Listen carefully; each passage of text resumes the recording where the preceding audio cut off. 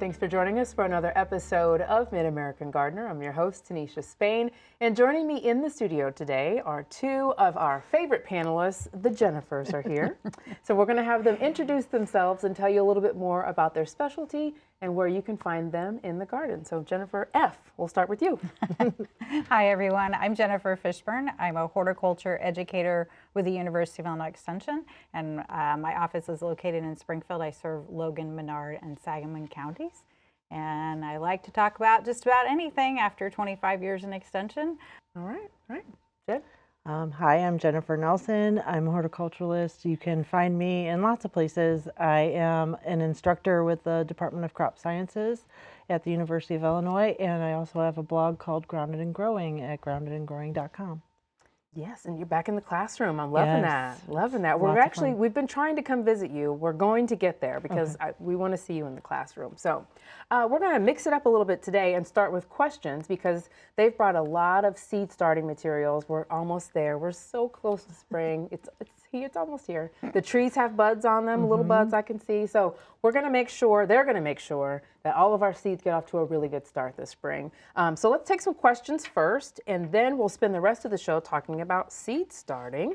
The first one we're going to jump into is about overwintering geraniums. This is question 100. This is from Megan Glasgow Coons. She writes, when overwintering geraniums, storing them in a paper bag in the basement, should they be watered? So yes, what should we be doing with our bulbs as they're resting? So the short answer to that is no, you don't need to water, but it's a timely question because around March is when you want to take those out of the paper bag, get rid of the dead foliage that's on there, and repot those and put them in under some growing lights or in a really sunny window. Ooh, so we're almost there. We're almost there. As long as the stems are plump and they haven't shriveled or obviously dried out, they should be fine. Are there any other bulbs that we could give an early start like that, or is that specific to geraniums? Well, those aren't bulbs. Those are just an annual that you've overwintered, and they have a thick enough, fleshy enough stem that they kind of shut down for the winter. Okay. And so kept in a cool, dry space, they'll survive. Gotcha. But cannas would be a great one to get cannas was a good started one. early on. You could actually pot those up and give them a little bit of an early start because they're pretty slow to get going. You put them straight into the ground, so that would be a great one to start early. Or colocasia, elfin ear. Okay. Would be another one. Oh wow, this is great news for those of us who can't wait to get out there. As far as when you're looking at them, like let's use the cannas for an example. How do you know which ones didn't make it through the winter? What are some things that you should be looking for in your plants or your bulbs as you're going to pot them back up? So anytime you go to purchase bulbs, you want to feel them and make sure they're firm, that they're solid. And if they're not, if you feel it's soft or just dried out, then those would be ones that you wouldn't want to pot up or use or purchase. But if they're solid, a lot of times they'll even start to have little nubs on them where the leaves are getting ready, wanting to sprout, so to speak, or come out. That's what I look for. Yeah, same. Anything brown is generally bad if you're looking at, you want to see a little bit of green like on cannas. Okay. Anything squishy, not good. Squishy is bad. Squishy, yeah. I learned that the hard way with my colocasia. Yeah. Squishy is bad. Squishy is Or very no bad. weight. And kind of stinky. Right. If it feels really light, yeah, you've got this huge bulb and you're like, feels like nothing's there. Yeah. Then that one probably didn't make it. Right. Okay. All right. Excellent question. We'll move to the next one. Let's see. Question 107. This is about river birch from Debbie. She says they have 3 river birch in their relatively small backyard. They later realize that they've got shallow roots and deter anything from growing around them, especially grass. They provide lovely filtered shade, which they do love, especially over the deck. Also, as the trees age, they seem to send the shallow roots out farther and farther from the tree. Aside from cutting them down, do you have any suggestions as to what would work in the area of each tree? The yard receives full sun except under those trees. If you suggest a ground cover, what would be economical as we're talking about a good size area here? We were talking about this before the show, and I said you got to get used to mulch because we have river birch in our yard, and same deal. I don't know of any ground cover that would be really super vigorous in that situation because the roots are so extensive. I've been able to get a couple of things started. I think lamium is one that I was able to start from a very small start, because you just can't get a shovel in because the roots are so thick. Oh, wow. Variegated iris. I could never keep variegated iris alive anywhere else in my yard, but it will grow under the river birch because it likes dry, unlike every other iris that I know. So a few things, but I would start with stuff that is smaller. You don't ever want to really be going to town digging in the root system of a tree, but erring on the side of smaller plants to start with would be something I would suggest, and really think about mulching is going to probably be your best bet. I don't know that you could, what it would take to get a really extensive ground cover started in that situation. It's going to be competing so heavily that tree's going to just suck the life out of it. Yeah, exactly. And you know, that's just, you know, I know this doesn't help with her situation, but it's always one of those things we really try to encourage people is to understand the root structure of that plant and how big that plant's going to get. And then, you know, what's that going to look like in your yard? It's difficult for people to conceive that this little 2-foot, 3-foot, 4-foot tree is going to be, you know, 40 feet tall later on and take up this much space. But mulching really is the key here. That's going to do the best for that situation.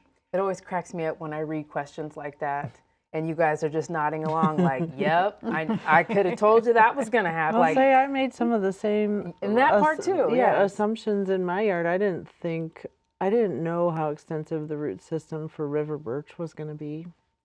And then I'm paying the price later on. So get some mulch and maybe put some pots or something. Yeah, get friendly with mulch. Yep. That would be a great idea. Container garden space would be great. And that's their specialty again. We've done that show with you guys as well. All right, we're going to go to 109, pruning oak trees.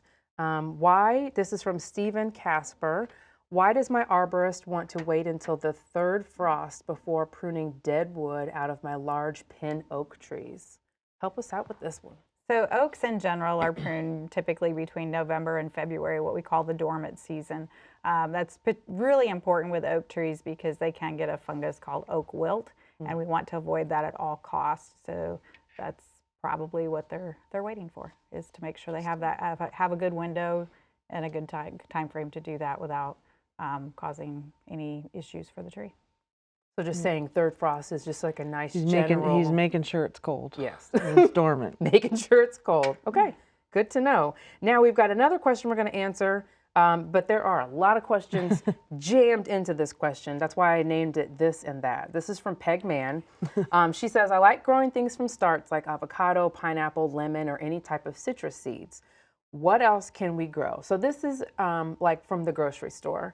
What suggestions do you have of things that folks can just find and grow if they're just wanting to see something grow? Well, I'm experimenting with ginger right now. I've heard that you can do it. I saw John Bodensteiner brought it on a show previously, and so I picked up some ginger that was sprouting, looked through the grocery store to find some that was starting to sprout because they're treated to not sprout, and I'm trying to get it going. I don't know. We'll see how this works. Supposedly it will root within 6 to 8 weeks and then give me new ginger in 8 months. Oh, wow. We shall see. We shall see. But you know, things like the ends of green onions, you can sometimes get those to sprout and trim that.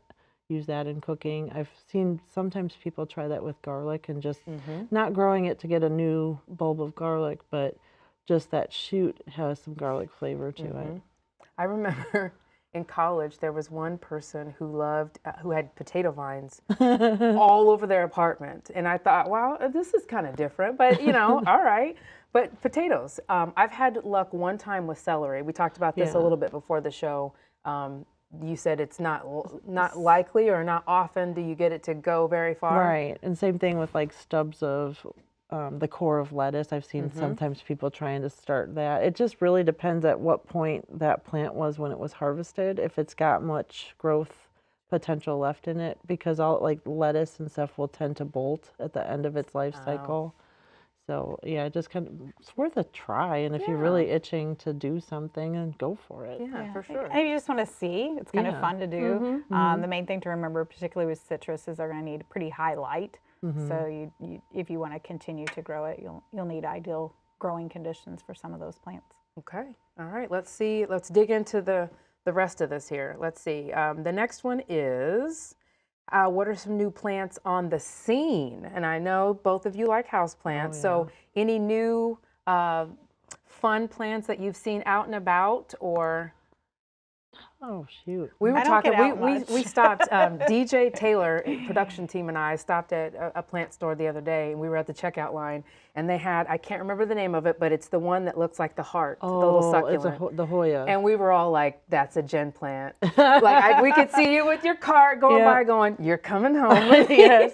And I did. I brought that on the show last year. Yeah, you did. Yeah. And that, it hasn't done anything. It's still just sitting there like one single leaf. And really? So I don't know if it's ever going to like produce more. And some of what I've read about it is like, unless it was propagated with enough of the stem attached to it, it may not produce anymore, but it's still alive. It's still alive. Yeah. It's still alive. Not dead yet. Something I'll mention as a follow-up to our recent holiday this week, some people got plants for Valentine's Day. Yes. The thing to keep in mind is a lot of those were grown in a greenhouse situation, so they may not, even though it might be an azalea, it might not do real well in the house situation. You could try to plant those, but a lot of times those aren't zone hardy for our area. They're a further south grown plants that are tolerated growing conditions that are warmer than ours. But you can always give it a try. But just keep that in mind. And if you get them to limp along, can you plant them outside? Yeah, that's what I'm saying. Yeah. You can try to plant them out. They may not be hardy here. Might not. Okay. Might not make it through the winter, but give it a shot. Give it a shot. Okay. The last part of her question is, I've never gotten a Hoya to bloom in Illinois. Is it possible? So yes, it is possible. My grandmother used to have them blooming all the time. They're absolutely gorgeous, but it takes about 2 to 3 years to get a plant to bloom, and they need high humidity. They prefer that, so might be a growing condition. But yeah, and I had one for years that I was doing all the right things, and it would start to send out this growth that looked really long and spindly, and I thought, well, what in the world is it's under a grow light? It's not.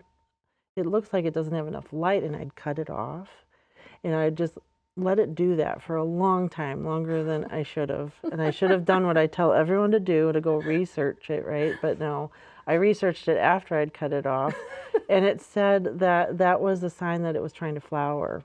And so I just left it alone, and what do you know? Big old flowers everywhere. And it finally did. Yes. Said, I wish this lady would leave me alone. Right, and the one that I've got is called Hindu Rope that was doing that, and it smells like chocolate. It's really cool when it blooms. Ooh. So yes, yeah, you can get it to bloom. Okay, well, I'm going to shut this because we're out of questions. Now we're moving on to the good stuff. So, seed starting.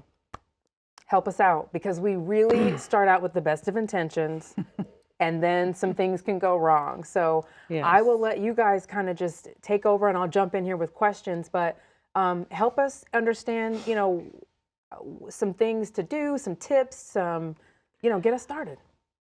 Well, where should we start? Like, if you're really itching to get something started and you just want to have something immediate, like instant gratification, this was a project that we did in class. This was microgreens, and so this is about a week's worth of growth. This, I believe, is a mix of broccoli, and so it's growing on, as I joked with my students, a high-tech microgreen growing apparatus, also known as a sandwich deli container. And this mat is a hemp mat. It's made with hemp fiber. So it's technically considered a hydroponic method. But I've seen, if you didn't want to buy these, I've seen people do paper towel. It would work the same way. And so the seeds is about a teaspoon of seed over the top. And it is seed purchased as microgreen seed, because we know that it's been monitored and quality checked for not having any microorganisms that might make us sick. So we want to be cautious with that kind of thing with microgreens and sprouts. So the idea here is that these are a little young still, but if you let them keep growing to have the first true leaf, because these are the seed leaves, the first leaves that come out. Once you get that third leaf, then you would come in with scissors and cut them out and put them on. You said your son puts them on his eggs. And I force him to. you're force feeding him. Sandwiches That's good. and eggs. But anywhere you might use spinach or lettuce, and like on a wrap or a salad or whatever. You're not necessarily going to eat a big old bowl of them, but they're very concentrated in nutrients. They're usually several times more of a given nutrient than in the mature plant. So there's lots of good reasons to eat them, and gets that instant garden feel. It does. In January, February. Yes, you finally get to see something green. Yes. Much like you, mine are in a sandwich container at home. And, they're just so easy. Right. In 3 or 4 days, we had, there wasn't a lot in there, but we had something to look at, and, it was fun. So. And it's surprising, and my students kept saying, this is just really so satisfying to have something to like nurture and take care of and watch, and it's tangible rather than a screen. Exactly. Okay, so that's one example. Say to get us off on seed starting. Yes. The required things for seed starting would be, of course, your seeds, a good quality potting mix, which we'll talk a little bit more about, a container to grow things in that you could either put like in a dry cleaner bag or put a lid over to get your germination, and then lights. Lights are very, very important. And a fan that you could create some wind, so to speak, in that space. Those are the must-haves.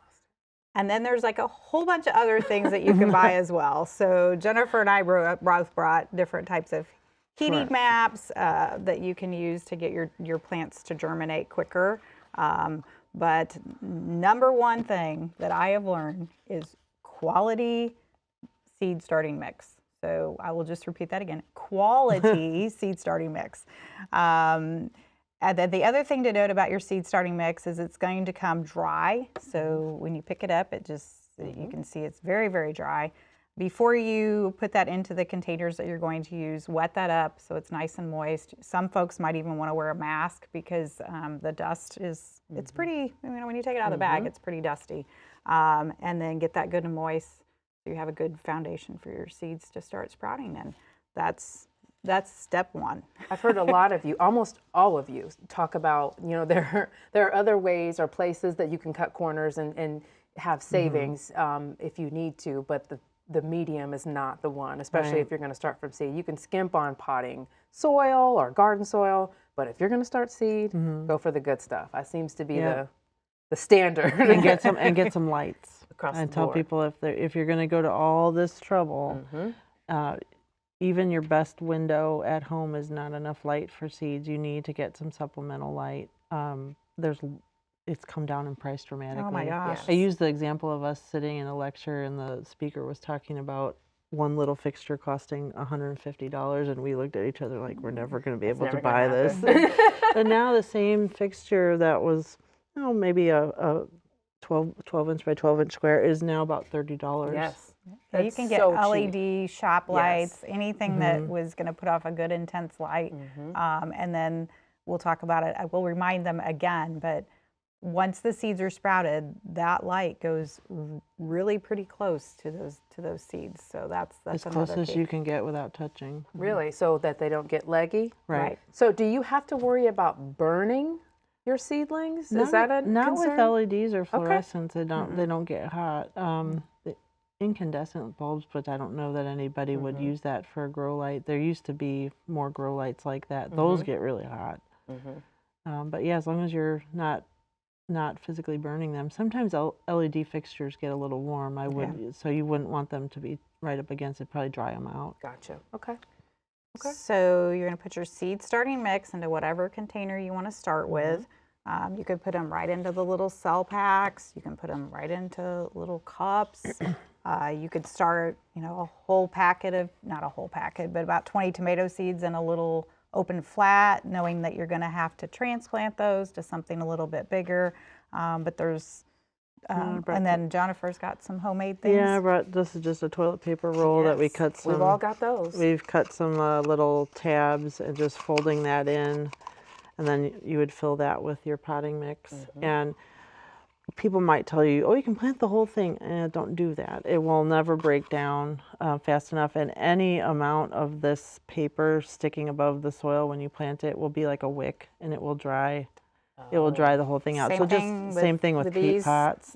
They just do not break down. So peel them off. They should peel off pretty easy, especially once they're wet. Okay. And then plant that root ball. Okay. And this is just a little gadget, a little wooden gadget that you wrap a strip of paper around, of newspaper. And sort of make a little cup. Sort of make a little cup. Paper pot. Little paper pot. Same idea. So you would fill that with the mix, and then I would also tear the paper off before I plant it. It's just not gonna, it'll break down, but it's not gonna break down fast enough. Gotcha. Okay, we've got about 6 minutes left, and I want to make sure we get through all the steps. All right. So next step is going to be, once you have your seeds, which you can use any kind of seeds, but well, I guess at this time I would suggest here in the next couple weeks. It takes about 6 to 8 weeks for tomatoes and peppers. Those are usually the primary things people like to plant. We've got a lot of herbs here that you could plant as well. But once you have those into your pots, and if it's this year's seed, you should only need 1 seed per cell, or here you can just see what comes up. If it's last year's seed or before, you might want to put 2 seeds in a little cell, knowing that you're going to have to take 1 out. But the key thing there is then something to trap the moisture. So you want those to be consistently moist until they germinate. A lot of these type of trays come with a dome that works well. If you don't have one of these, or it got broke, you can see this is repurposing here. I cleaned this really well and sanitized it. But anyway, or you could put it in a dry cleaner bag. And then the next step is a heat source. So some people actually put them on the tops of the refrigerators. You could actually purchase a commercial type mat that you can plug in, but they need a good minimum, usually around 70 degrees temperature for that germination to happen. Now, do seeds need light for germination? Depends on the seed. Most do not. I was hoping for an easy answer. Most do not. Most do not. Okay. Because, it feels like a natural step. You do all the things and then you put the lights on and then you leave. But do they even need them until they, Most of them don't. Okay. But I'm in the habit of putting the lights on when I plant, because you don't know when those seedlings are going to sprout. And I've had it happen where I didn't get the lights on in time, and they're reaching for light immediately, and all this preparation. Guilty. Yeah, and you have these leggy tomato seedlings right off the bat because they came up like you started them at the office or whatever, and they came up on Friday night, and you came in Monday morning, and they're all $6 packet of tomato seeds, and I had to throw them all out. Oh yeah, because they got about that long without the light, and I was really kicking myself quite hard. Lights, turn on the lights. Turn them on. Just turn them on. And then once the seeds germinate, do you keep the heat source? You do not have to. You don't need to. No. All right. We've got 3 minutes left. Okay, so the next key is once they've germinated, or depending on if they needed light to grow or you've already turned them on, it's 14 to 16 hours of supplemental light per day. And again, we cannot emphasize this enough, just the light source needs to be really close to that plant prevent the stretching.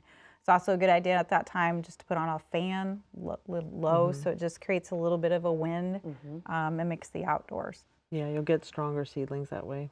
Some of the one of the problems I run into sometime at this stage is I'll get a little mold in here. What do you do when that happens? Is it a lost cause? Do you just take off the lid? What do you guys do if you get a little mold? I take off the lid, and if you can kind of pick it out and see where you're at, usually you can save it.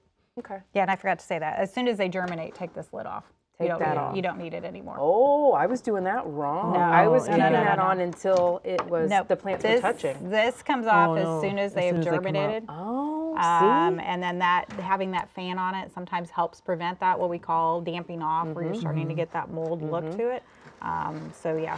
Well, and see, I would always get in this situation where, like, okay, I want to leave the lid on until they sprout, but then not everything's sprouting. Yes. And I was really hesitant the first time I bought one of these heat mats. I was like, I don't want to spend the money on that. But I bought just a single one to try. It made such a difference because everything came up. And look, it's like a higher percent of the seeds actually germinated, and they all germinated at the same time. And it actually made that whole process a little smoother for me. Except for things like, I've had it where I've tried tomatoes and peppers. So whatever germinates the tomatoes first, obviously take those out and keep the lid on the pepper seeds, because that will take slower to germinate. So next step is, depending on how early you started them, you might have to pot them up into bigger pots. So keep that in mind. Are you going to have enough light source to cover all of that? And then I'll just jump to the last step if we're running out of time.